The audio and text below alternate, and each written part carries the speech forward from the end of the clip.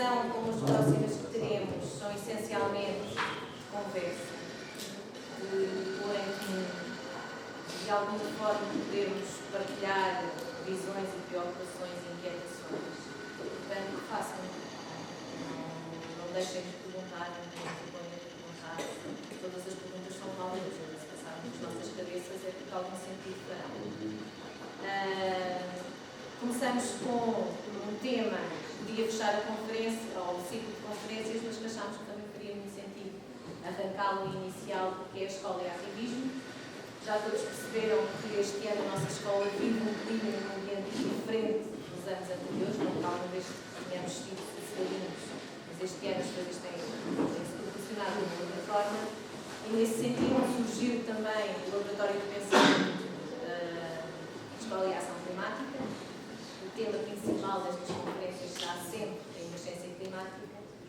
E a esse propósito, hoje começamos com dois convidados que eu acho que nos lisonjeiam muito estarem connosco, o professor Pedro Teixeira e o professor Islândia Passanha. Eu vou começar por apresentar o professor Pedro, a professora Sandra vai apresentar a professora Islândia e depois vamos conversar também, acho que é o mais importante. O professor Pedro Teixeira é licenciado em Biologia, portanto, foi professor de secundário também, connosco.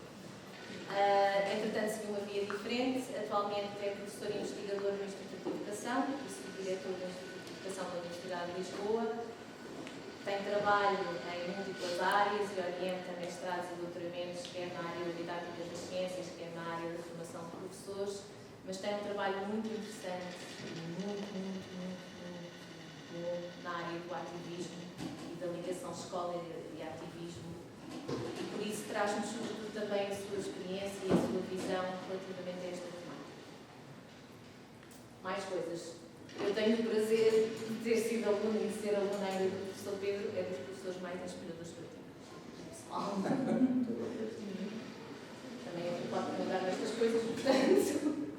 Cá estamos. Podia ser.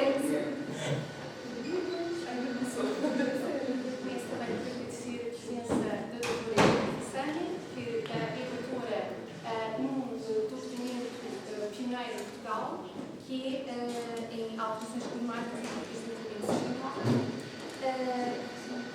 Faz parte da Associação CERN, Sistema de Teste Sustentável, onde é analista de políticas públicas e coordenadora de projetos na área também do clima e energia.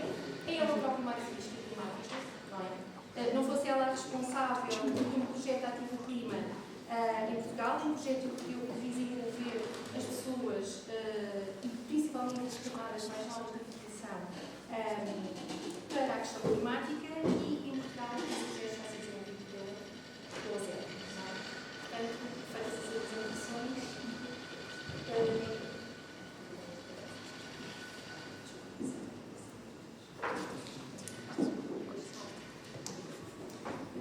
talvez fosse necessário a conversa se vocês tivessem algo a dizer sobre o que fazem para dar uma ideia.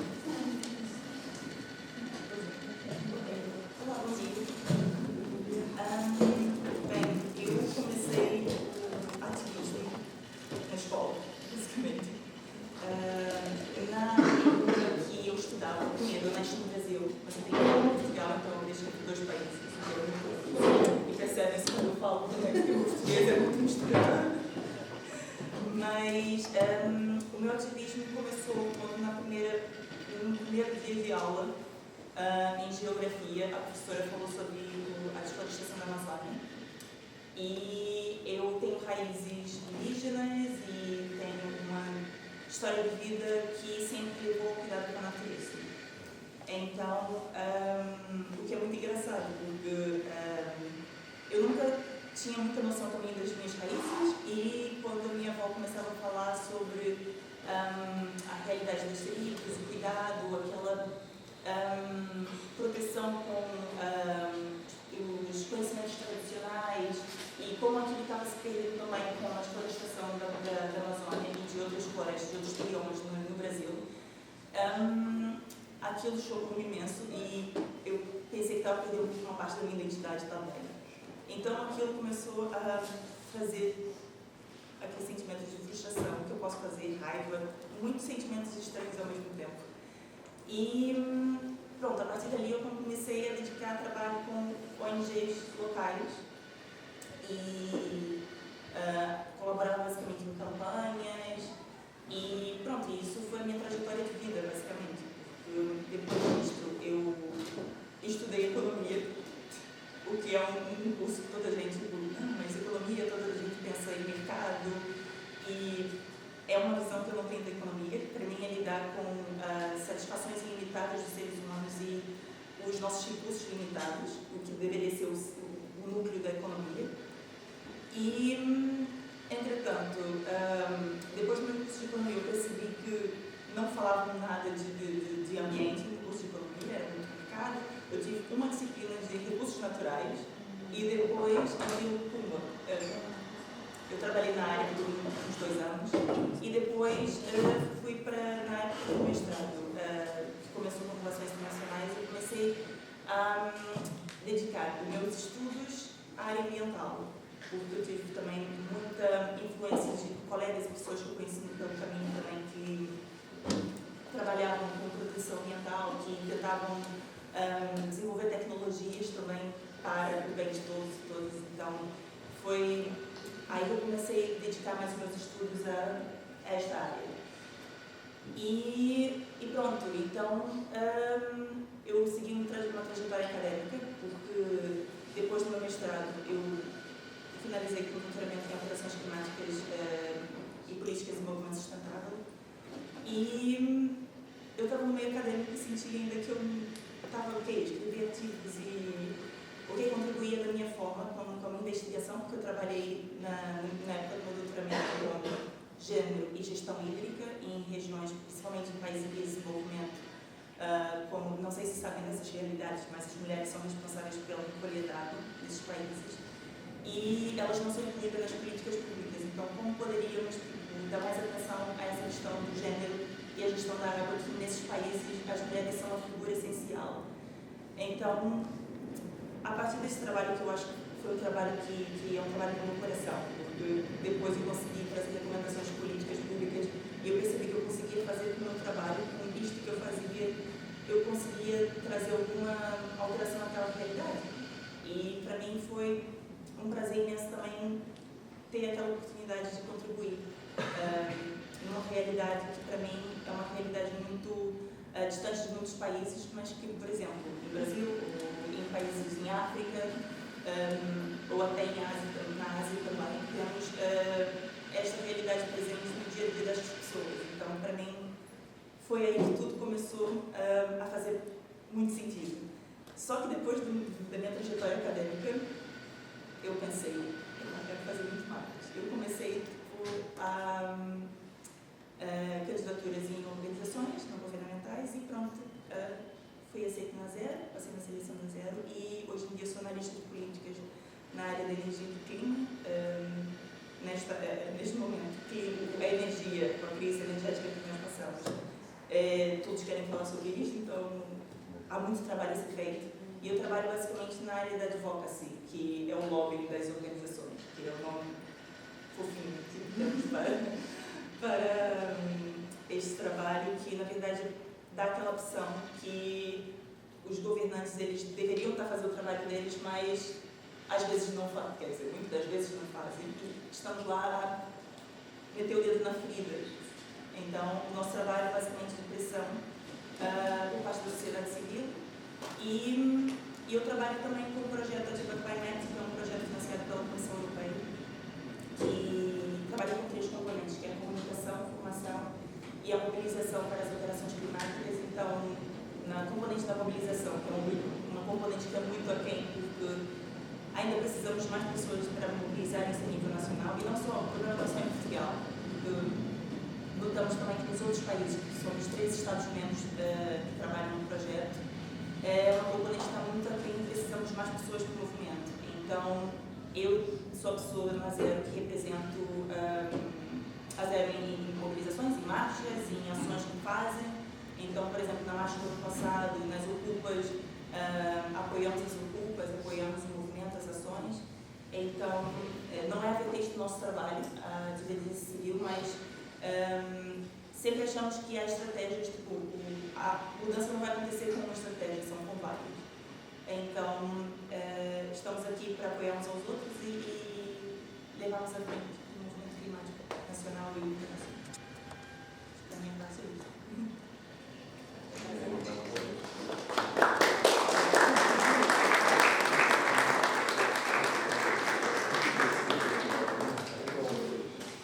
Bom dia a todos e a todas. A forma como a Ana me apresentou, tendo bastante pouco tempo em cada cá, realmente não me vejo como um ativista. Vejo-me sim como, e é isso que eu tenho procurado sempre ao longo da minha vida, assumir-me como um cidadão ativo. E é isso que, de certa forma, tem pautado a minha vida. Como é que eu cheguei a isto? Se eu tenho a noção de quando é que comecei a dedicar-me a uma determinada causa?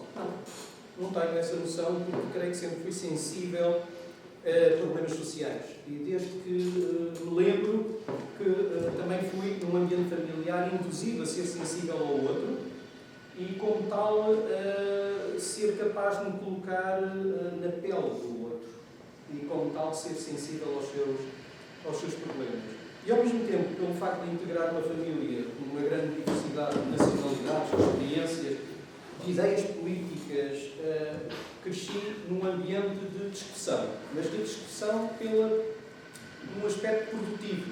Ou seja, ser possível numa família coexistirem ideias muito diferentes, perspectivas diferentes, inclusive sobre o que pode ser a sociedade, mas respeitarmos. Logo, isso como a base também de um ambiente democrático. Claro que também na minha família sempre notei pessoas fortemente implicadas, mas também pessoas com medo de se envolverem.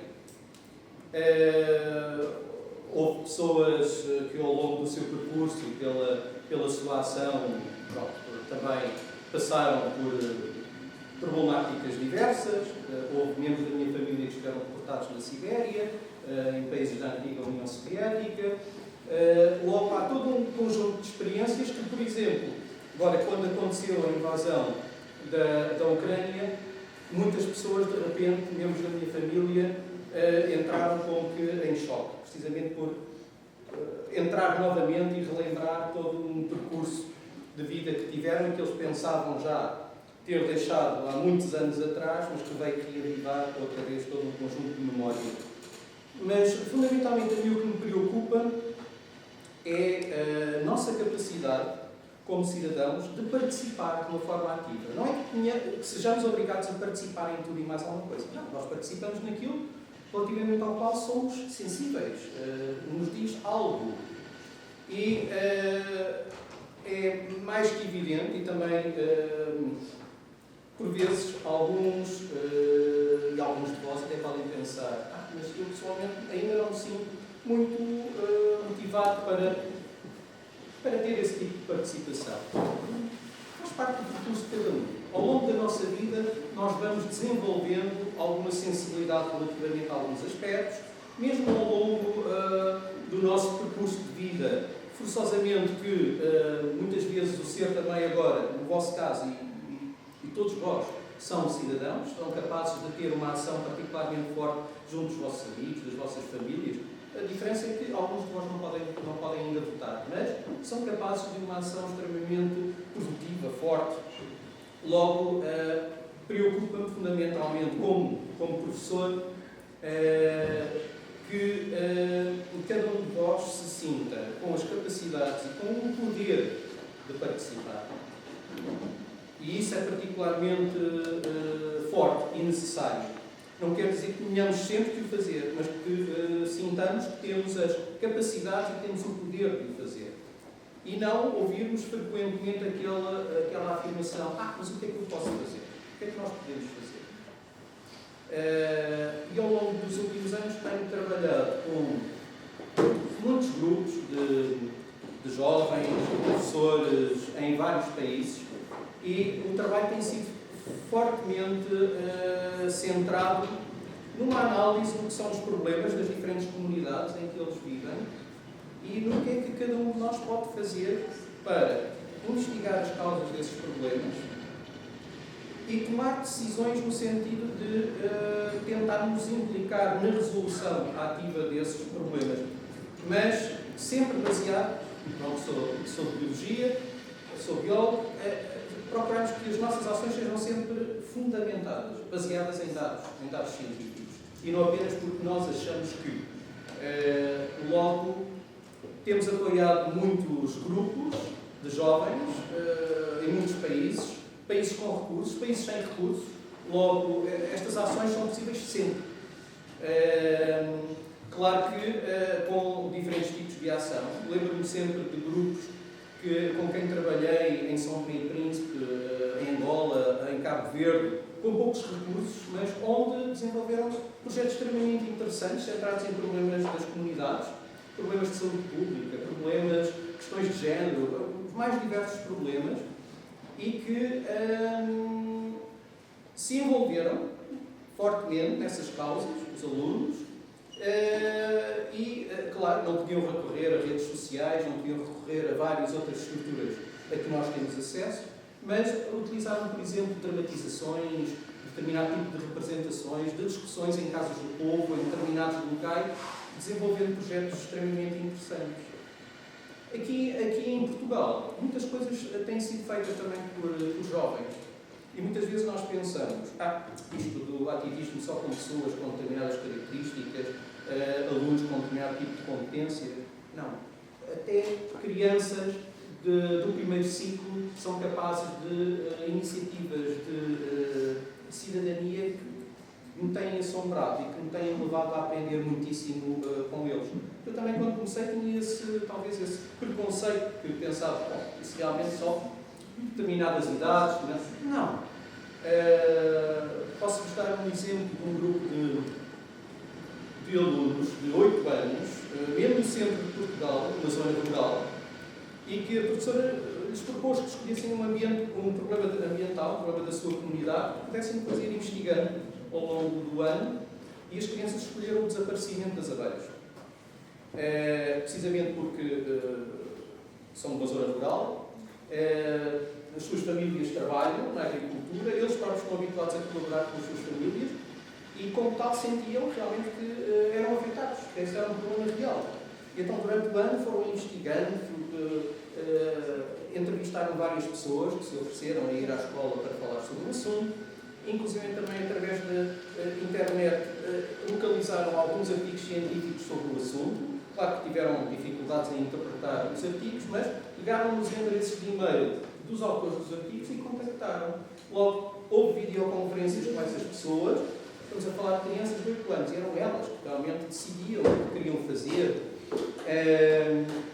Sei que fizeram também dramatizações, vários tipos de atividades, mas no final disseram à professora: nós gostávamos de ter uma sessão aberta à comunidade. Organizaram essa sessão e nessa sessão apresentaram o que tinham investigado, as possíveis causas do problema, e atenção, que eram crianças que estavam bem dentro das práticas agrícolas das suas famílias, logo eram críticas também, desenvolveram essa capacidade crítica relativamente às práticas de algumas das famílias, e então essa sessão, claro que as famílias extremamente orgulhosas por verem os pequenitos ali de 8 anos a apresentar de uma forma tão fundamentada e discutir sobre aquele assunto, mas o que nos surpreendeu foi que no final apresentaram um documento e propuseram que quem quisesse assinasse esse documento comprometendo-se a mudar as suas práticas agrícolas no sentido do que eles chamavam práticas mais amigas das abelhas e que eles propunham a temporalização de determinados produtos que não tinham tantas consequências para o ambiente. Um grande exemplo de cidadania e de crianças de 8 anos. Posso também dar-vos um outro exemplo da zona de Alqueva. E aí é com outro grupo de alunos que na escola eram considerados os alunos problemáticos. Aqueles alunos marcados pela retenção, por reprovações, por comportamentos considerados inadequados na escola, aquela turma que nenhum professor queria ter, infelizmente. E também uma professora lhes propôs que identificassem um problema ambiental que estassem a trabalhar, e eles identificaram a poluição do rio que atravessava a localidade. Localidade relativamente pequena, e então, com um pequeno kit simples que permite medir vários parâmetros da qualidade da água, eles mediram ao nível do rio ou em vários pontos, identificaram fontes de poluição e viram que provavelmente até uma estação de tratamento de esgotos, de águas residuais que tinham lá na zona e que era administrada pela autarquia, que não estaria a funcionar bem. Pediram à autarquia, à Câmara Municipal, para ter acesso, para poderem conversar com quem assegurava o funcionamento da estação. Não foi autorizado, precisamente porque estes problemas são problemas da vida real, ou seja, temos que aprender a lidar também com as negativas, e então, o que é que esses alunos fizeram? Alunos de, em média, de 15, 16 anos, tiveram acesso a uma rádio local e foram convidados para apresentar os resultados das suas investigações numa rádio local. E, curiosamente, era um ano de eleições para a autarquia. Logo, temos aqueles alunos que eram considerados como indesejáveis, como não tendo competências, como sendo complicados, a marcar a agenda política daquele local. Porque, de repente, as suas opiniões, o trabalho que tinham feito, a investigação que tinham feito, eles sentem-se ouvidos e realmente os políticos sentiram-se interpelados por aqueles alunos e sentiram a necessidade de responder logo. Essa situação teve um impacto tal também naqueles jovens, porque de repente a sua autoestima, o seu autoconceito foi extremamente reforçado. O que mudou a relação que eles tinham com a escola, que a escola tinha com eles. Logo estão a ver que a importância é precisamente esta de estimularmos, de procurarmos, de dar oportunidade a todos de participarem, de ser ouvidos. Isso é muito, muito importante. Qualquer aula, nós sabemos o efeito que muitas vezes pode ter uma situação qualquer, provavelmente já passaram alguns, de haver comentários depreciativos, de haver aquele gozo, de muitos de nós imediatamente nos fechamos, não participamos mais. É extremamente importante que aproveitemos o potencial de todos nós. E que não existam pessoas que se sintam marginalizadas, limitadas, por alguma razão. Em si, têm sempre um potencial extremamente interessante e que pode ser utilizado também em proveito de todos. Eu gostaria de ter questões e podemos conversar. E obrigado pelo convite para estar aqui. É um prazer conversar convosco sobre estes assuntos. Mas quero conversar sobre a vida, sobre o nosso dia-a-dia. Logo, a vossa cidadania agora, por exemplo, é cumprida preparando-se e sendo bons alunos e procurando seguir também as vossas cadeiras, mas é bom que façam também esta perspectiva de cidadão ativo. Espaços como este, porque eu estava a comentar com a professora que na minha época da escola não tinha espaços como este. Eu sentia-me um bocado perdida, porque eu não tinha ninguém para conversar e eu era, tipo, ativista maluca, era as pessoas ficavam, mas eu também era a nerd da escola, então, tipo, o Julinho esquece. Naquela época. Então, aproveitem, porque eu acho que o ativismo, para ser um ativista, a pessoa quer dar visibilidade a uma causa, a uma ideia. E só conseguimos também isto a partir do conhecimento do problema. Então, informem-se, tipo, aproveitem as informações, saibam do problema na raiz e aproveitem, tipo, as oportunidades, porque é precioso. E saber ter uma justificação para lidar com o problema, eu acho que é a arma principal para conseguirmos convidar mais pessoas também e empatia também. Ter empatia também neste assunto, eu acho que é essencial. Empatia com a rejeição do outro, porque há também rejeições, as pessoas não querem participar, acham que isto é, tipo, uma estupidez, mas não. E saber, pela empatia, tipo, chegar a essas pessoas, eu acho que é a forma mais é o caminho a se seguir. Então, questões, perguntas, vamos lá. Nós pedimos agora a palavra ao público, não é? Aos Eu queria tocar, se calhar, num ponto um bocadinho sensível, em termos no âmbito das energias renováveis. Eu sou a favor, por exemplo, de energia nuclear. E eu queria saber qual é a vossa opinião acerca dessas energias, se são assim se a vossa ver se são assim uma opção ou se estão claramente fora de questão. Eu percebo que haja um certo medo das pessoas dessas energias.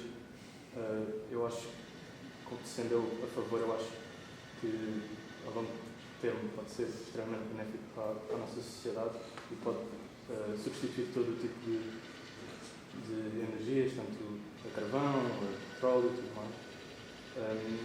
E pronto, eu queria saber fundamentalmente a vossa opinião.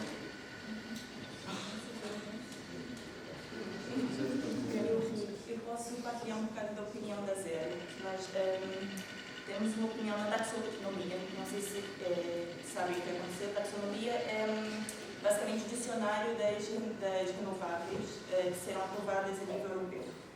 Então, neste vamos dizer, esse dicionário das renováveis aprovadas para serem feitas, o gás e a nuclear, para a maioria das organizações está fora de questão, por muitas questões. E uma delas é a questão geopolítica, que é o que mais assusta. O que é que teve uma evolução muito grande de tecnologia? Porque a base da nossa legislação também é na nuclear antiga, que é aquela de Chernobyl, que teve um acidente, todos sabemos que deu o problema que deu, e por gerações. Então, para já, nossa posição é contra, por muitas questões, e até da nuclear atual, que teve essa evolução. Os reatores, até, porque agora os reatores são muito mais seguros, então, a nossa questão é uma questão do ser humano. Tipo, temos o ser humano, os nossos governantes são seres humanos que lidam com questões climáticas, e o nosso receio é chegar, por exemplo, um Putin e querer levar isso toda a vida. Mas a nossa questão principal é mais esta. E também questões ambientais, porque a questão dos resíduos ainda não é uma questão que está muito bem solucionada até agora. Então, por mais que tenha essa evolução tecnológica, estes são os medos mais ambientais e geopolíticos. Mas interessante. Chamo-me Henrique. Henrique. O que eu acho ótimo, Henrique, é que tu tenhas a tua opinião e que a tua opinião seja fundamentada. Para mim é secundária a tua opinião. É primário o facto de teres uma opinião fundamentada. Isso acho ótimo, parabéns. Posso ter também, tenho a minha opinião sobre esse assunto. Se é fácil, não é fácil. Porque precisamente todas as propostas que nós temos, quase todas, as que temos ao nível do que consideramos renovável, verde, de verde não tem nada. E vamos analisar várias. Tudo que seja carros elétricos, baterias, o que utilizam de metais raros e as consequências que isso tem a nível geopolítico. Comunidades que são maltratadas, que vivem sem condições em África, na América do Sul, para que, por exemplo, países do norte da Europa possam ter só carros elétricos. As baterias ainda não são, na maior parte dos casos, recicladas. E são ambientalmente também complicadas. Até em outras situações, como por exemplo os aerogeradores, as pares dos aerogeradores acumulam-se. Ainda não existe tecnologia para reciclar as pares, as resinas, os metais que os constituem. Logo podem perguntar e podem começar a pensar, mas então realmente como é esta situação? Que opção? É uma opção complexa, é uma opção complicada, em que nós temos que pensar também em termos de tecnologia, como é que a tecnologia poderá evoluir, de forma a podermos realmente encontrar formas de reciclar muitos desses materiais. E realmente, atualmente já existem e têm sido desenvolvidas tecnologias, por exemplo, para reciclar quase completamente materiais que são utilizados, por exemplo, nos telemóveis. E que são materiais que se espera, dentro de poucos anos, que em vez de terem que ser extraídos esses minerais em zonas desfavorecidas, em zonas onde os conflitos são alimentados, por exemplo, no Congo, por exemplo, noutros países, precisamente para que muitos países consigam continuar a ter acesso a esses minerais, já existe tecnologia para reaproveitar todos esses materiais e de não ser necessário recorrer a essa exploração. Ou seja, praticamente vamos entrar num ciclo quase já de autossuficiência com base no reaproveitamento do que temos nos telemóveis. Se isso é feito em muitos países, não é feito em poucos ainda. Logo, há muitos materiais que se acumulam e que não são reciclados. Agora, é ótimo, Henrique, que tenhas a tua opinião, é isso que eu convido cada um de vós, é que possa ter e desenvolver a sua própria opinião. E muitas vezes, em contexto de escola, havia colegas meus que me perguntavam: mas tu aceitas que aquele aluno tenha aquela opinião? Eu tenho que aceitar, como é evidente. Eu o que quero, precisamente, é que cada um tenha a sua opinião e o fundamento. Eu posso, no final, dizer porque é que discordo e apresentar os meus argumentos, mas tenho perfeitamente que aceitar. É precisamente esse tipo de sociedade que eu pretendo que exista, em que cada um de vós tenha a sua opinião. Realmente, o nuclear apresenta várias vantagens, mas tem uma forte desvantagem, que é o material que se produz é um material que continua e pode ter um forte impacto ao longo de muito tempo. Logo, muitas vezes, nos pratos da balança, pesa-se e opta-se por outras tecnologias, muitas vezes porque também ainda se desconhecem os efeitos, totalmente os efeitos negativos dessas outras. Mas é nesse ciclo que estamos sempre procurando encontrar soluções para os problemas que vão surgindo em resultado do que nós considerávamos que eram soluções, mas que se revelam têm sempre também efeitos secundários. Logo não há uma... E também, da minha parte, não esperem uma resposta dizer que deve ser assim ou deve ser assim. Isso é muito importante. O trabalho que temos feito no Laboratório de Pensamento, quem não esteve nunca em sessões connosco está sempre convidado. Há aqui várias coisas que nós tivemos. O que nós gostamos de fazer é desmontar argumentos e procurar novos argumentos sempre com base científica. Porque acho que se não estivermos a falar de dados, eu tinha um professor da faculdade, não sei se conhecem a expressão, contra factos não há argumentos. Ele dizia sempre: não, eu só discuto factos, porque o resto são opiniões. E é um bocadinho isso. Vamos lá fundamentar-nos e trabalhar de facto com evidências científicas, com estudos científicos a sério.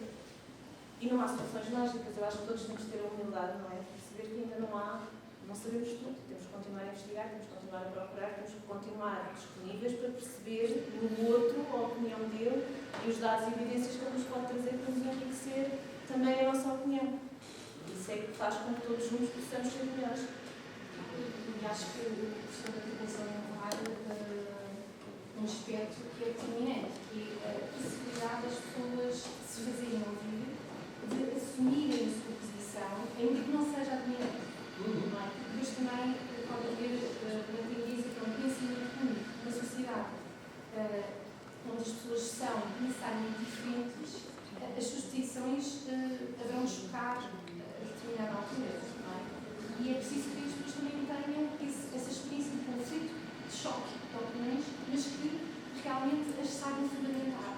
Então, esse tem sido, no fundo, é o nosso lema, o nosso laboratório, que espero que sirvam aos alunos, que eles se apropriem dele, que o laboratório cria eles também. Mas é porque, lá está, é um laboratório onde se cruzam vários saberes, várias vontades, várias opiniões e várias gerações, que é muito importante, porque este problema não é só dos jovens, é de todos, não é?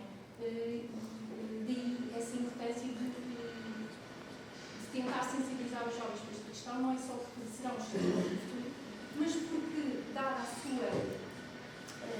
sua faixa etária, não é? São como uma mola basculante, não é? Porque eles, ao mesmo tempo, trazem o passado atrás de si e têm o futuro à sua frente, não é? E são capazes de comunicar com estas dimensões temporais, não é? Portanto, daí, quando o professor estava a falar, e a própria Helena a falar da sua experiência, desde sempre como ativista, e as experiências que o professor acabou de falar das crianças, não é? Elas acabam por influenciar diretamente a sua família, não é? E nós nós vimos que até podem chegar a uma incidência à escala da própria comunidade. Não é? Portanto, e vemos que há vários tipos de ativismo, no fundo. Agora, eu gostaria de... Queria só acrescentar uma coisa que não foi falada. Estiveram sempre a falar em fissão nuclear, que é usado, e a fusão nuclear, que está em investigação e que já foi conseguida há pouco tempo em laboratório. Não se sabe o que é que vai ser, mas tem-se a esperança que seja uma energia limpa, que continua a ser nuclear. Portanto, o que nós tivemos aqui até agora a falar foi de fissão, não de fusão, e a fusão pode ser o futuro, e é nuclear também.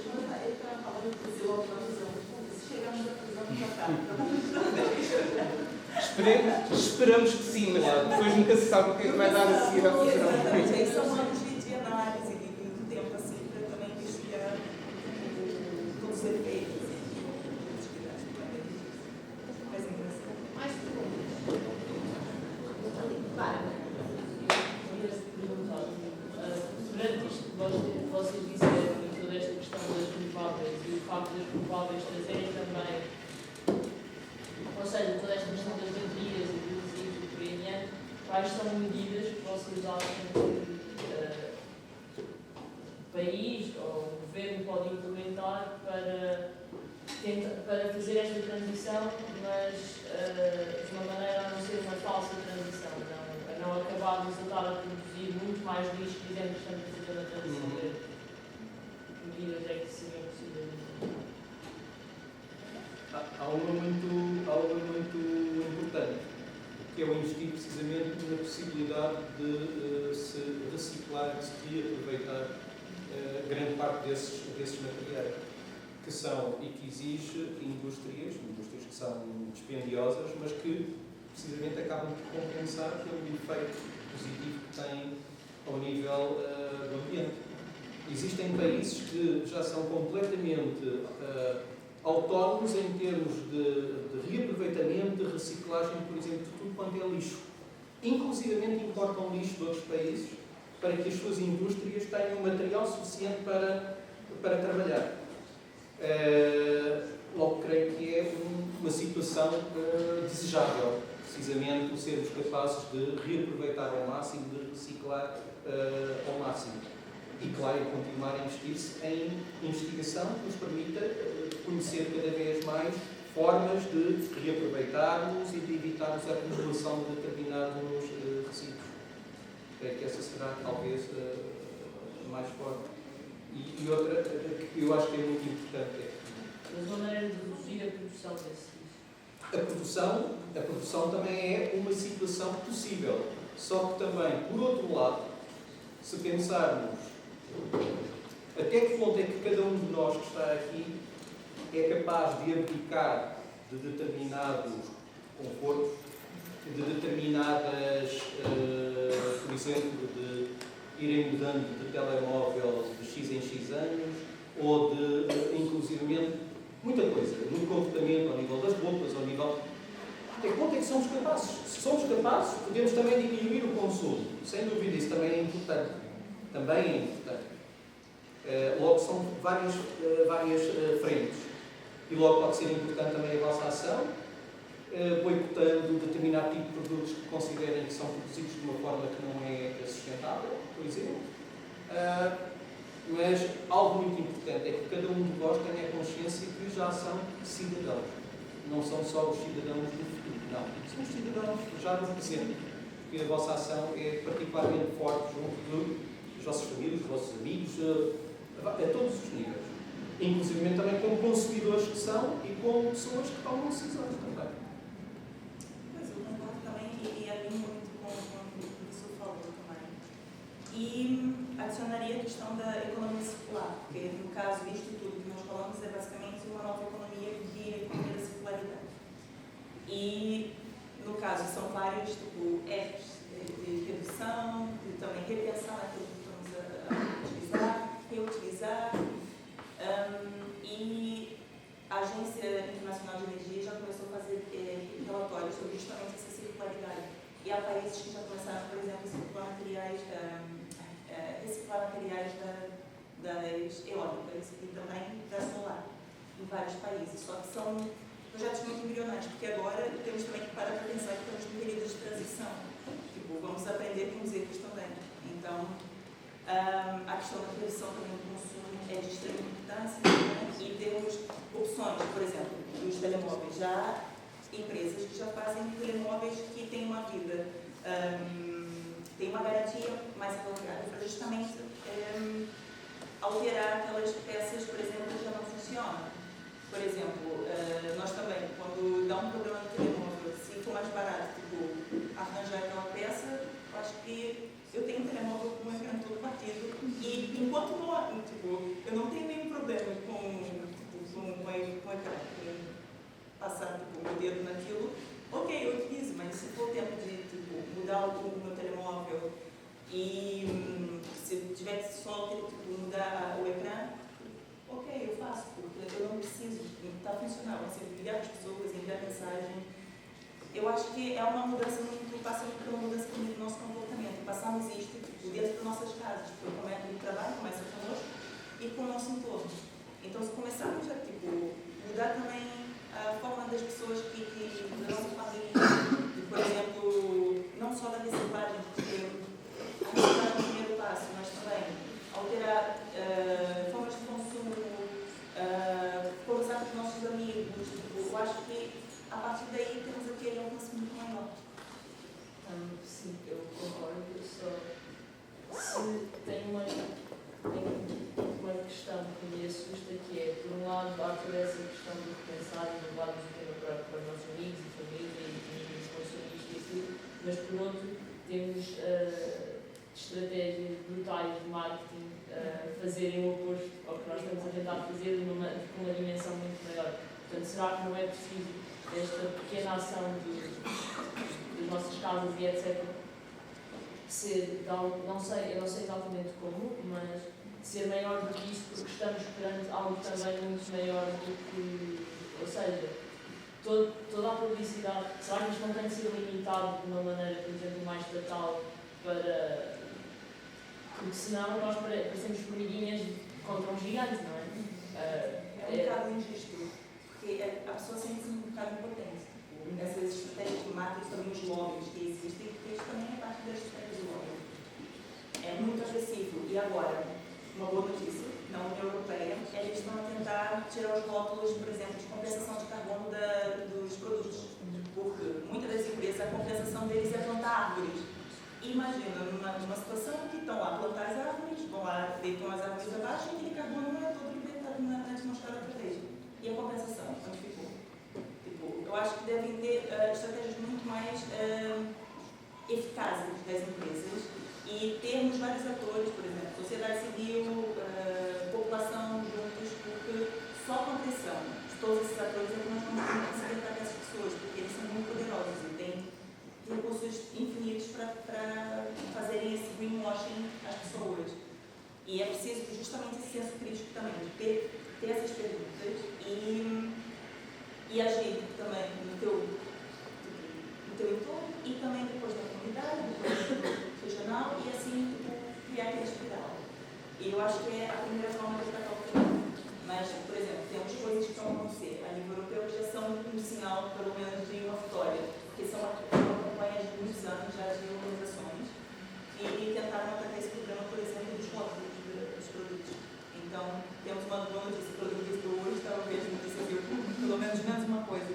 Menos mal. Mas pronto, obrigada por tudo.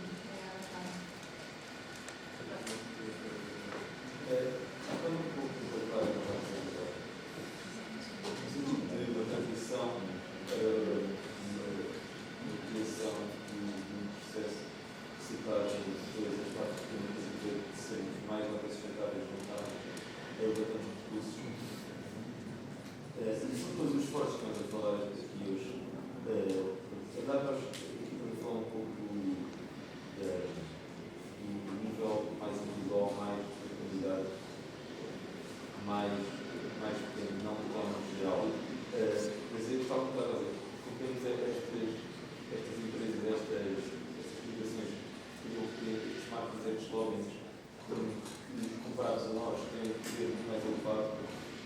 E pergunto-me também um pouco no nosso sistema económico, se a pessoa realmente ter essa transição, e se devemos, para além de focarmos em conseguir, neste momento, fazer estes projetos de cidadania, mas também olhar de um nível muito mais macro e ter uma ação, talvez, tentar olhar para o nosso sistema económico e mudá-lo para os interesses do ambiente e do clima e que ações usar, porque realmente é uma questão de emergência e eu sinto e sei que outras pessoas também temos que levar um passo à frente e fazermos uma coisa com um nível muito mais intenso e um pouco mais radical, no sentido de alterar os poderes e as instituições que existem agora para o benefício da nossa sobrevivência. Não só focarmos no nível individual e do nosso impacto pessoal. Pronto, é isso que eu vou passar a perceber. A que nível é que esta intervenção, no nível mais geral, faz sentido e alternativas que haja ou que se há a fazer agora. Bom, tenho uma perspectiva pessoal.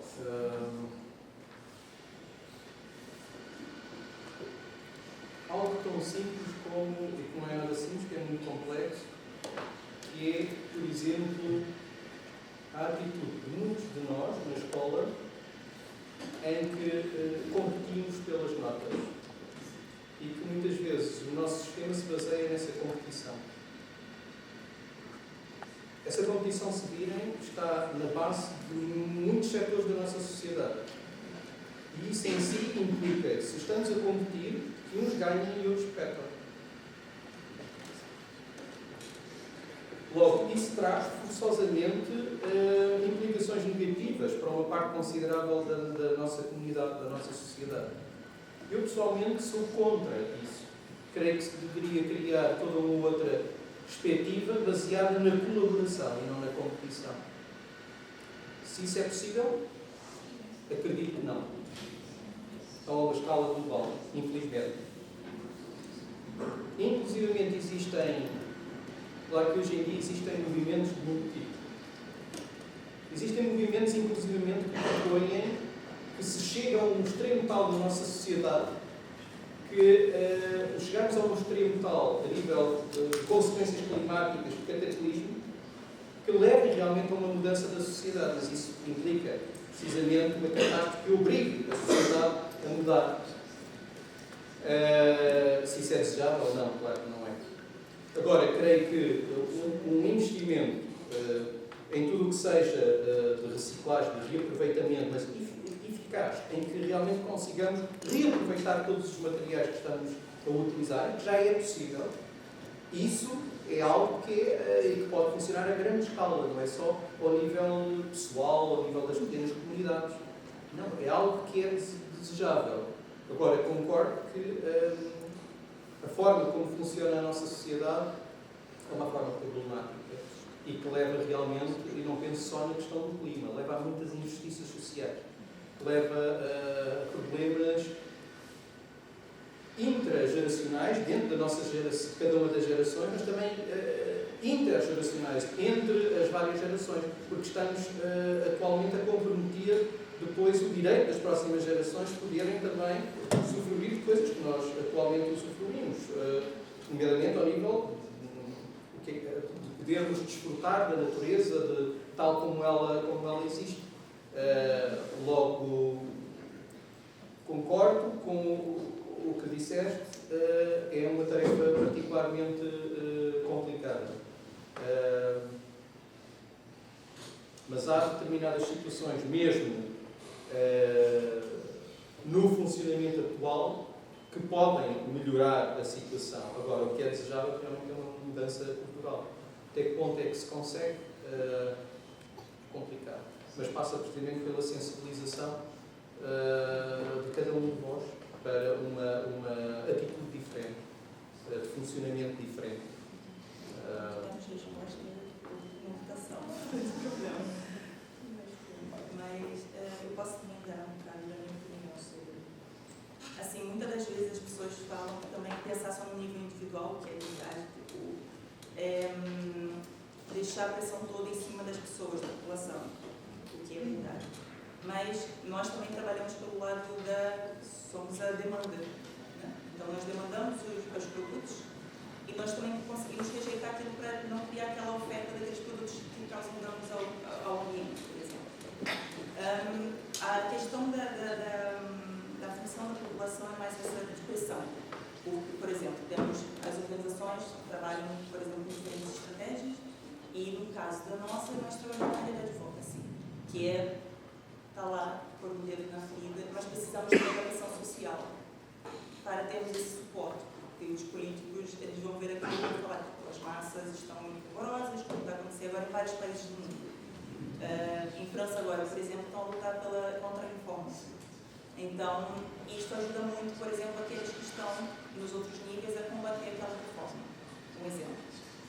Mas, na questão das alterações, e essa alteração no nível individual ajuda muito a questão mais macro, que é a questão das empresas, de usufruírem dos recursos. E eu acho que a combinação desses dois esforços é que fazem a alteração e também conseguimos mudar o sistema. Porque realmente precisamos de uma mudança de paradigma, de uma mudança sistêmica muito forte. Porque o sistema capitalista é um sistema que explora as pessoas, os bens e os recursos. E estamos nisso porque o sistema força as pessoas a competirem, força as pessoas a consumirem, força as pessoas muitas das vezes a serem contra uns, gera também a competição e a violência entre os conjuntos que é horrível. Mas temos opções e temos tipos de economias substitutas que podem ser a nossa solução. Por exemplo, a economia do bem-estar. A Donut Economy, não sei se conhecem o conceito que deixa, no caso, as primeiras necessidades dos seres humanos no centro e também pensar no desenvolvimento, porque pensamos muito em crescimento econômico. E o crescimento econômico trouxe-nos a situação que nós estamos hoje. E desenvolvimento é nada mais do que ter as pessoas no centro do crescimento, que deveria ser o que deveríamos estar pensando já há muitos anos, que é termos as nossas preocupações em nós mesmos, seres humanos. E também eu acho que o que aconteceu no sistema capitalista foi uma ruptura da ligação do ser humano com a natureza. Porque eu acho que as pessoas estão tão desconectadas do que é a natureza, os nossos bens, os nossos recursos, que causou essa situação, essa separação de eixos muito importantes, que o ser humano é uma continuação da natureza. E eu acho que trazer essa consciência, essa ligação das pessoas, eu acho que é de extrema importância. Por isso que há muitos projetos muito giros que levam crianças, por exemplo, as escolas da floresta, por exemplo, que são escolas lindas e que criam aqui, formam seres humanos com uma conexão tão grande com outros tipos de pensamento, com um senso crítico tão especial, que eu tive o prazer de conhecer essas crianças uma vez quando eu fui fazer uma apresentação, uma brincadeira com as crianças, porque eu também sou da área da dança, então outra coisa que é uma coisa ao lado, mas que vê a sensibilidade que as crianças têm com a natureza, com o ser humano, com o outro.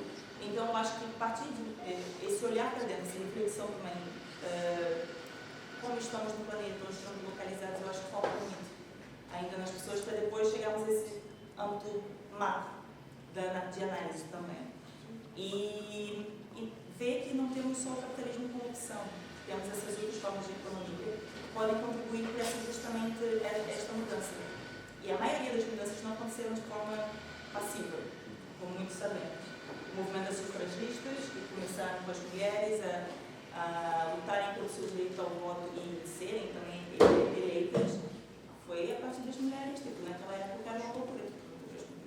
Eles acharam que era um grupo de loucos que estavam lá a quebrar tudo, a fazer as ações disruptivas e que também contribuiu para aquelas pessoas que estavam a trabalhar em outras estratégias. Então, acho que é um conjunto de estratégias que também vão levar à mudança. E não é uma coisa fácil, é um longo caminho que temos, não temos temos de fazer isto já, para ontem, porque justamente a questão da emergência climática, mas conscientes também, conscientes da nossa posição no mundo e também o que podemos fazer ao nosso tempo. Acho que é mais ou menos isso.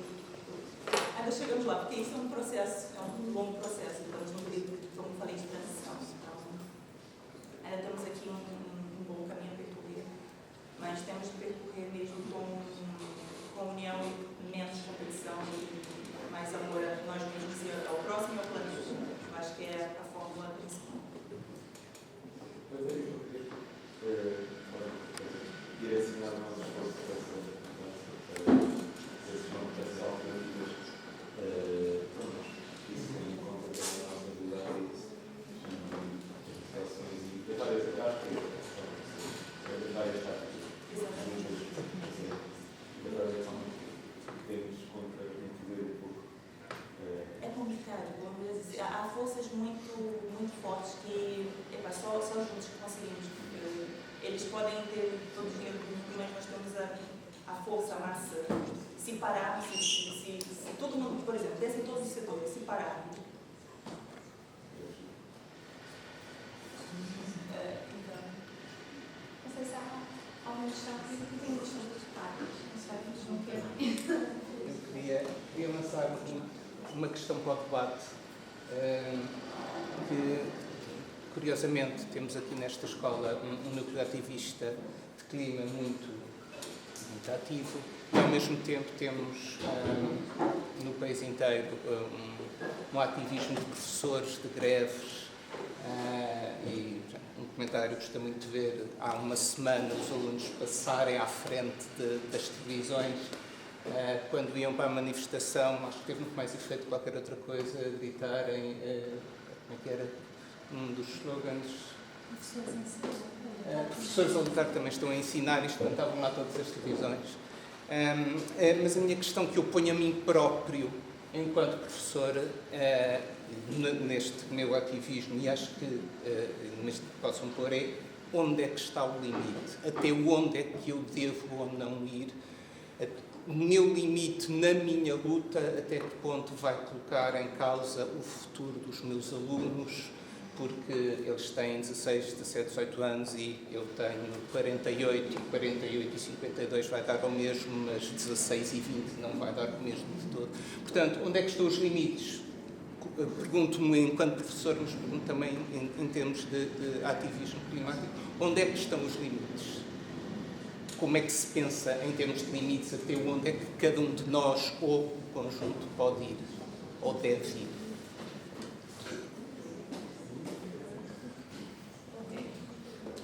É uma pergunta muito forte, porque na realidade que nós estamos, e isto também encaixa-se em outros tipos de movimentos. Eu acho que, primeiro, eu acho que a questão de sentir-se confortável também com os teus limites. E não tirar o limite do outro, porque o teu direito acaba quando começa o próximo. É uma coisa, eu acho que é um ensinamento que levamos também para a vida inteira e para muitos movimentos. E é uma questão também de estratégias, que eu acho que também não podemos começar um movimento ou ter algum tipo de objetivo se não temos uma estratégia e um foco a seguir. Então, eu acho que, primeiro, é uma questão de ter uma estratégia, um plano de ação e conseguimos atacar o problema de forma mais eficiente, que eu acho que é a forma mais eficaz de resolver essa questão. E também de pensar na questão dos direitos, porque é muito complicado também deixar, por exemplo, muitos alunos sem aula. Há muitas, por exemplo, eu posso dar um exemplo dos movimentos em França que eu conheci também, alguns professores que estavam, e muitas vezes, porque eu tenho muito contato com sindicatos também em França, de outras histórias, de outros carnavais, vamos dizer. E, por exemplo, algumas estratégias adotadas por professores em França foram justamente ter um grupo de professores que estavam a dar aula e outros a fazerem as reivindicações e a trabalharem mais na questão das políticas.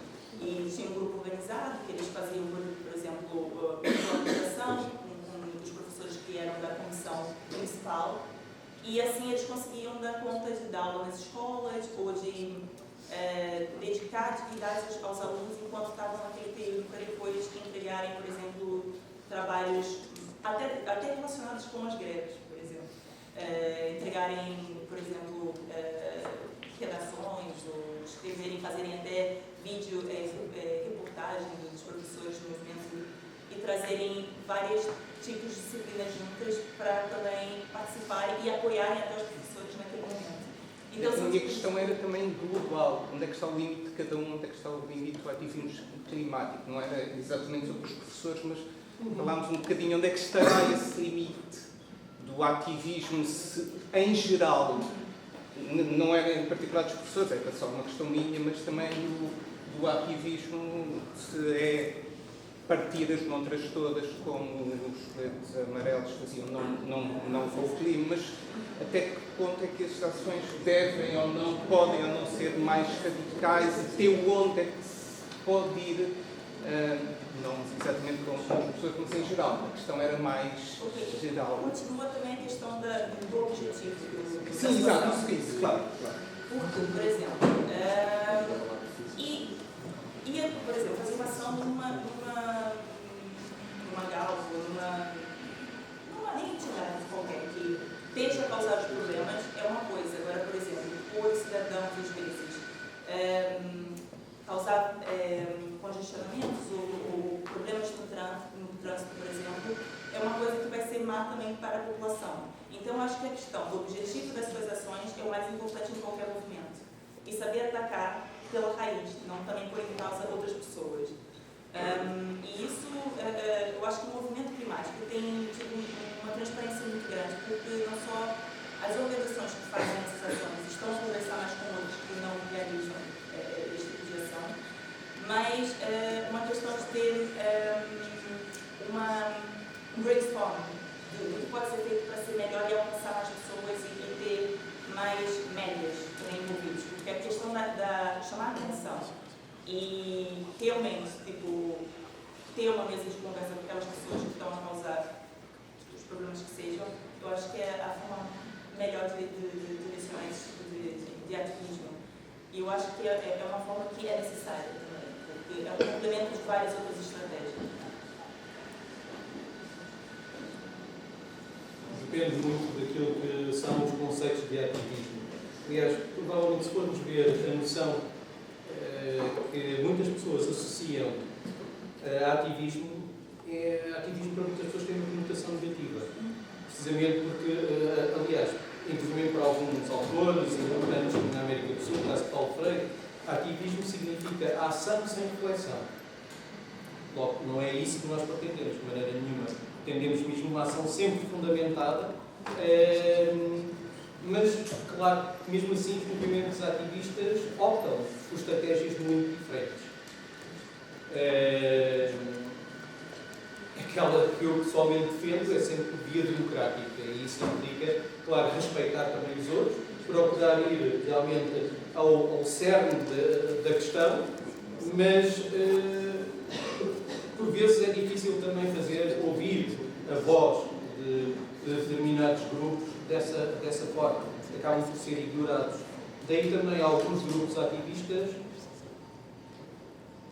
ainda que menos representados, optam por causas extremas, por formas extremas de luta, precisamente como forma de serem ouvidos e como forma até de desencadearem a mudança social através, isso ao longo acho que já nos últimos, talvez 2 séculos, que alguns movimentos propõem isso mesmo, através de determinada forma infelizmente agressiva, procurarem provocar, desencadear determinadas mudanças sociais, causando primeiro o caos para levar a uma nova reorganização social.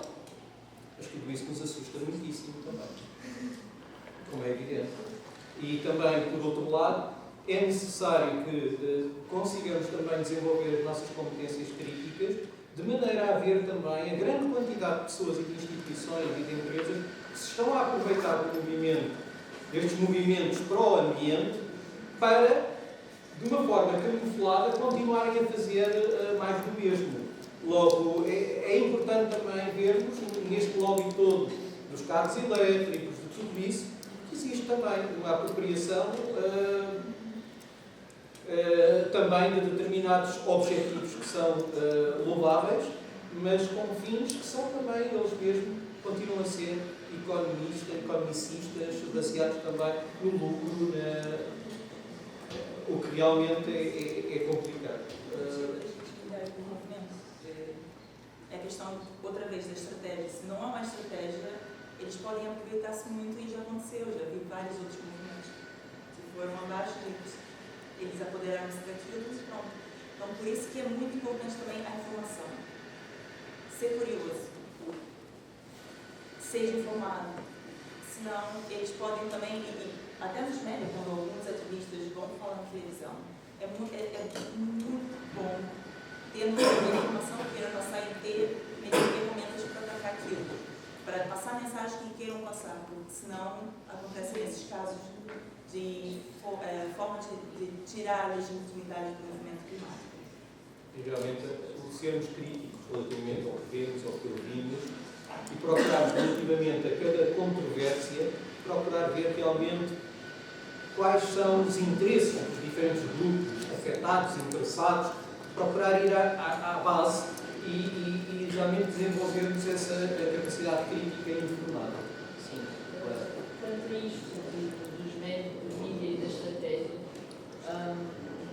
eu acho interessante, e surgiu agora a questão que eu acho que nós, depois da primeira ocupa, refletimos um pouco sobre isso, até porque depois uma reportagem saiu há algum tempo assim, que estava relacionada com. É sempre a nossa postura perante as câmaras, que acaba sempre por ser, por exemplo, aqui na escola, a grande maioria das coisas estavam a acontecer no pátio e as câmaras estavam lá fora. E, portanto, nós meio que tínhamos não era falseado, mas escolhíamos o que mostrar às câmaras e como mostrar. E foi uma grande questão, por exemplo, para se passar aqui na semana e para as pessoas estarem entretidas e fazer alguma coisa, porque um gasto, é exaustivo, e etc. A uma certa altura punhamos com música, as pessoas a dançar, porque festa traz boa energia e traz um sentimento de união e etc. Mas, por exemplo, isso para as câmaras também pode ser as crianças que estão a dançar. E eu queria saber qual é a vossa opinião quanto a este lado festivo versus super assertivo e sério, não sei, o balanço.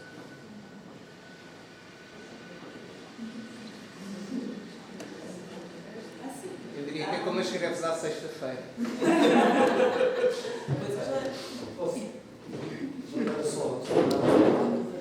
Isto foi por acaso, esta sessão, agradeço essa participação. Nós não éramos para fazer nesta sala, não é?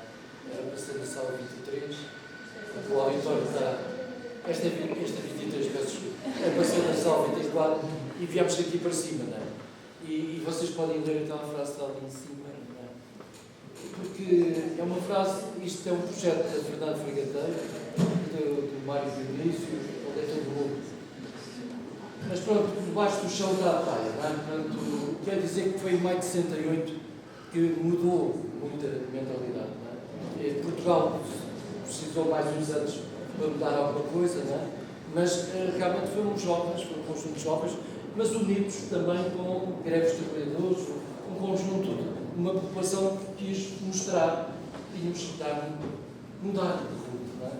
E é nesse contexto, e esse é o meu receio. Qual é a grande diferença que eu acho, e muito podem pensar, mas o orgulho da Escola Secundária de Camões é ter pensamento crítico, ou seja, é não, como o Pedro disse há bocado, o nosso sistema tenta enganar-nos, não é? No sentido de que eu só posso ser aeroespacial para ser feliz no mundo, ou só posso ser da nova, em termos de não sei o quê, para ser alguém importante.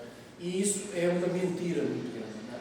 E é isso que nós tentamos combater, e por isso nós não estamos muito preocupados com o ranking, aqueles rankings que aparecem, é porque eles são ilusórios muitas das vezes, e é mais importante as nossas ações, o nosso pensamento, a nossa crítica. Sentimos que podemos ser diferentes uns dos outros, mas somos no pensamento que é importante, como há bocado aquela pergunta, eu sou a favor da energia energia nuclear, não é? Ou seja, é evidente, da minha geração houve um momento de crise e éramos todos contra a energia nuclear, não é? Portanto, a verdade é que, se calhar hoje, temos é que pensar qual é a melhor solução para encontrarmos estas questões. Aquilo que nos apelo sempre é, continuem a pensar, continuem, porque por muito que eventualmente haja uma mensagem de fim do mundo, não é? Nós vamos todos, nós certamente, obviamente, somos finitos e, portanto, não ficaremos cá, mas a verdade temos a obrigação de deixar para novas gerações uma possibilidade de sermos diferentes. É evidente que o mundo não está fácil e, portanto, não podemos ignorar que há uma guerra que, eventualmente, de um momento para o outro, ela parece estar regional, local, mas não é mundial, porque já há um conjunto de países que estão eventualmente envolvidos. Não podemos ignorar que na Índia e na China, num continente tão relativamente pequeno, vai ter mais população do que o resto do planeta todo. E, portanto, que os consumos que nós usamos em julho, ou seja, em junho, o planeta já conseguiu provavelmente tudo aquilo que eventualmente deveríamos ter para o ano inteiro. Portanto, há aqui uns grandes desafios, mas só conseguiremos mudar se conseguirmos ter massa humana, crítica, que possamos trabalhar nisso. E por isso, façam esse contágio, né? Mas não fiquem sozinhos. É essa a minha mensagem.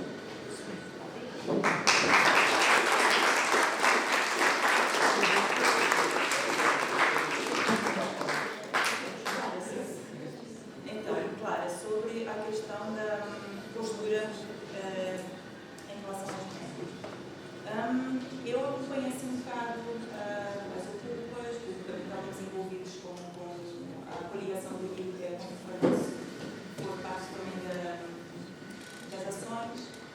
E, assim, eu acho que o movimento também tem que usufruir das outras organizações para ter esses projetos, por exemplo.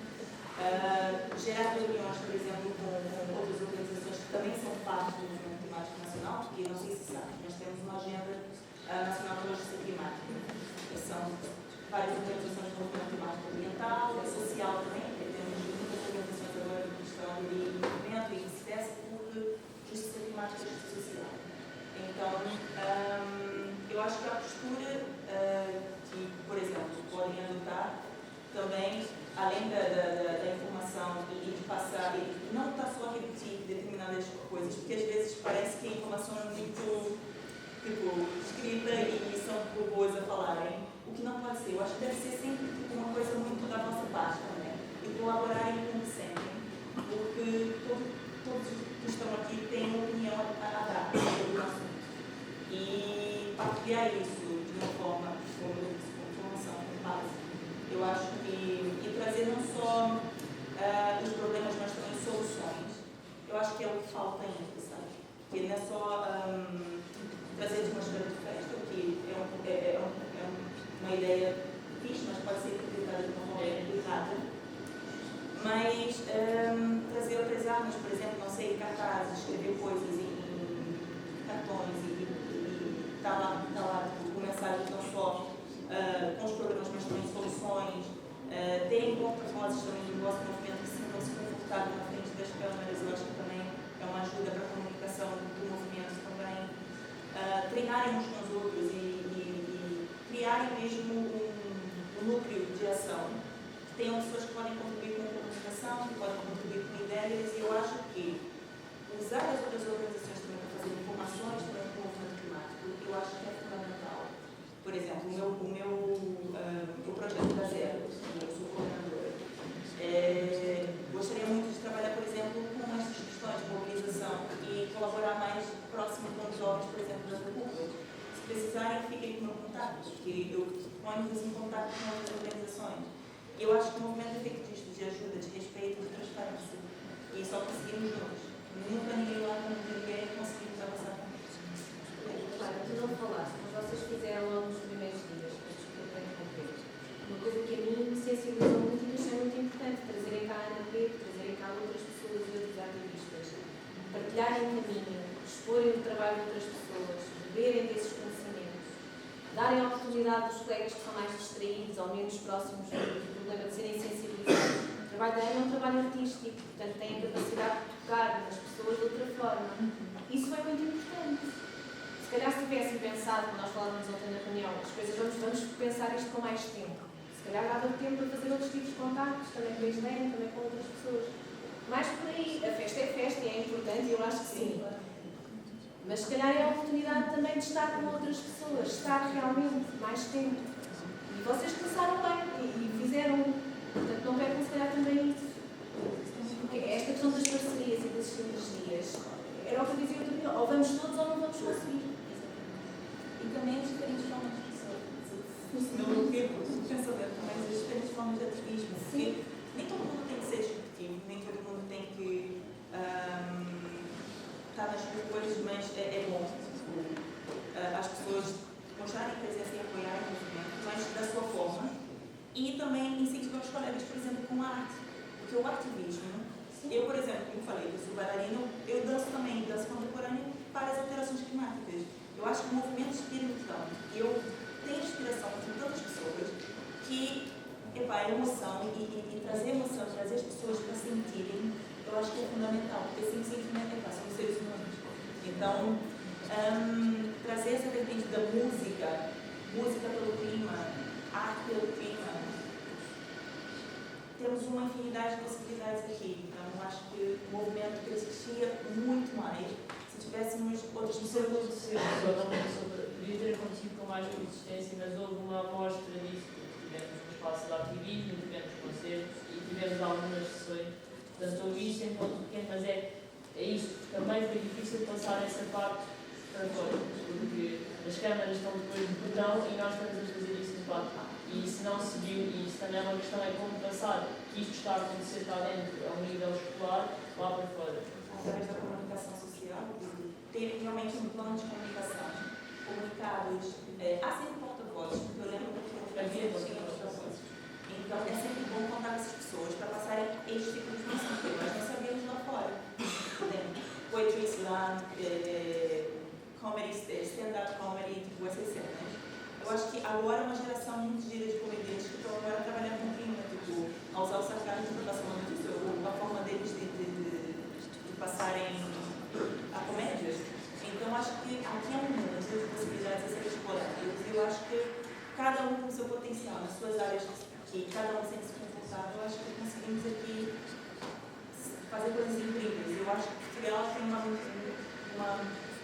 grupo de pessoas com tanta criatividade que acho que é explorar isso e explorar também as sinergias das organizações, das escolas, comunidades, tudo. E não ficar só preso também no âmbito climático.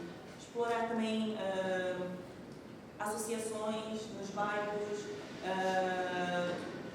negócios que estão mesmo a caminhar para serem sustentáveis e não só para transformar também em outras mentalidades. Eu acho que pensar fora da caixa, eu acho que é a melhor solução. E tentar explorar a sensibilidade das pessoas também. Passar esse sentimento e empatia, as pessoas serem empáticas também com o movimento. Que depois também pode separar o movimento das pessoas. Nós não queremos isso, queremos trazer as pessoas para o movimento climático e criar senso crítico, criar massa mesmo de pensamento para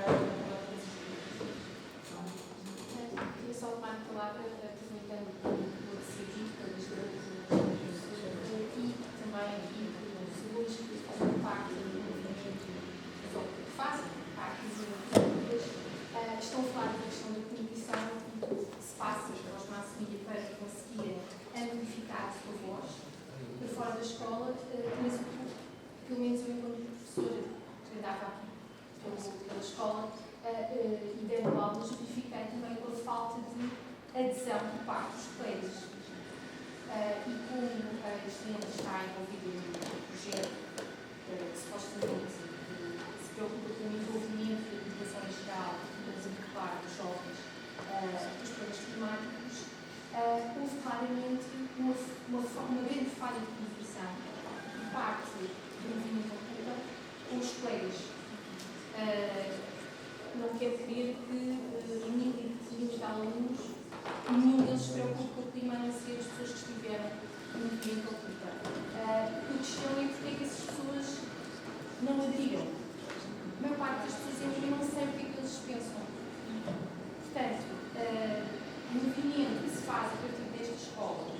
está ligado a outras redes maiores, não é? A rede climática, talvez também devia ser uma estratégia que parte de dentro comigo, no lugar onde está. Ou seja, começou-se a fazer uma comunicação de fora, mas sem se ter feito uma comunicação na própria comunidade da escola. E agora, sim, não, mas a questão é, e isso nós também estamos a trabalhar, mas a questão que eu coloco é, uma vez que o tema desta conferência é escola e ativismo, como é que a escola, no fundo, qual é o papel da escola, ou como é que a escola se pode articular neste despertar de consciências, não estou a falar só a nível climático, mas de outras temáticas sociais, né? Aliás, a questão climática também digamos, um dos grandes travões, muitas vezes à tomada de decisão na área do clima, é precisamente o impacto económico e social que determinadas medidas mais radicais terão na vida das pessoas, não é? Então, o produto é a escola, como o João já dizer há pouco, e esta escola tem essa tradição, mas nós não queremos que seja só esta escola, não é? Que tem esta tradição de deixar as pessoas pensar livremente, de expor a sua opinião, mas, no fundo, pensar qual é o papel da escola para enfrentar este problema, não é? Que é um problema de todos os últimos a levantar aqui essa questão. Obviamente passa pela nossa ação individual, que essa é a chave, não é? Porque nós, sempre somos nós os consumidores dos cursos, não é? Portanto, eu não falava a dizer sobre isso. Mas é preciso aqui essa massa de que só surge com uma mudança de mentalidades. Não é? E nós não temos que dizer que as pessoas talvez tenham que estar onde é que elas estão, naquele espaço, a maior parte do tempo, na escola. O papel da escola é um papel decisivo, aliás, desde o pré-escolar. E tem muito a ver com o tipo de práticas que se realizam no contexto escolar. Claro que se tivermos um conjunto de práticas focadas exclusivamente no professor, no que o professor diz, nós estamos a empoderar, a capacitar os alunos, estamos a torná-los dependentes do especialista, seja o professor, seja o cientista, o clínico, quem seja. Logo, é extremamente importante práticas ativas, onde os próprios alunos se impliquem ativamente e que tenham a oportunidade de tomar decisões, de expressar as suas opiniões. Claro que ao longo dos últimos anos muita coisa mudou, mas eu lembro-me de um documentário numa escola em que eu estava a trabalhar, já há muito tempo, em 95, e de um aluno ter dito, um aluno do 12º ano, depois de termos proposto uma escola muito complicada, em que propusemos um projeto em que propomos a discussão de questões controversas, precisamente como uma forma de aproximar as pessoas e pô-las a refletir, a pensar de uma forma crítica. E um aluno, no final, na avaliação desse projeto, disse-me: professor, pela primeira vez houve alguém aqui na escola que pediu a opinião sobre algo. Fantástico. Incrível. E isso marcou-me muito, porque como é que é possível que cidadãos então estamos a fomentar? Logo tem que ser algo completamente diferente, precisamente, em que todos sintamos que nos é dada a palavra, nos é dada a oportunidade de participar, de nos envolvermos, de tomar decisões. Porque se não aprendemos a tomar decisões decidindo, não é porque nos dizem, faz assim, faz desta maneira. Não, é fazendo. A cidadania aprende-se exercendo, envolvendo-nos em determinadas causas na nossa vida. Logo passa muito por isso, pelas práticas que são propostas desde o pré-escolar. E isso é muito importante. Desde o pré-escolar, em que se pode pedir às crianças a tua opinião e discutir. Há conflitos, discutir, então, mas porquê? Conflitos, consequências. Este apoio também ouvir os alunos, porque eu acho que o maior erro dos seres humanos é assumir pouco esse. Então, eu já vi vários projetos que não foram não adesão a projetos porque as pessoas não perguntavam as pessoas que pensavam sobre determinado assunto. Então, eu acho que o problema, uma forma de atacar, por exemplo, a não adesão dos alunos a determinados movimentos é chegar a este grupo e conversar com eles e tentar descobrir, porque eu acho que este é o papel da escola nesse sentido. Também das pessoas que estão envolvidas, por exemplo, no Movimento das Europeus.